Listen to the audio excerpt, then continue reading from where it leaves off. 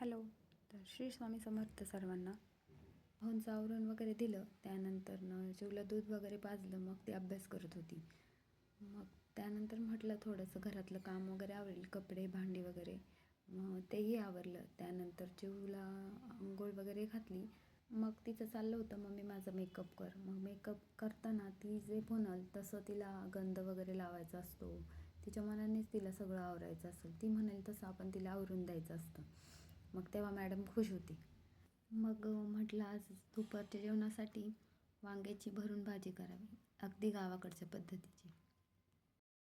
मग गावाकडून म्हैसूर आणलेला, तो खायचाच विसरून गेले होते. मग म्हैसूर खायला घेतला. मग ही म्हटली मला पण पाहिजे. दिलं तर टेस्ट आवडली नाही आणि मग रुसून बसलेली. इकडंच खूप सारा पसारा घालून झाला होता. मग पसारानंतर आवरेल म्हटलं. मग पहिलं जेवायला घेतलं, जेवण वगैरे केलं. मग भांडी वगैरे घासून घेतले, सगळं किचन वगैरे क्लीन केलं. मग शिवची खेळणी वगैरे सगळं भरून ठेवलं आणि मग ती म्हटली मला झोप आली. मग झोप आली तर मग तिला म्हटलं चल, तिला झोपवलं. आणि माझा छोटासा मिनी ब्लॉग तुम्हाला कसा वाटला नक्की कमेंट करून सांगा.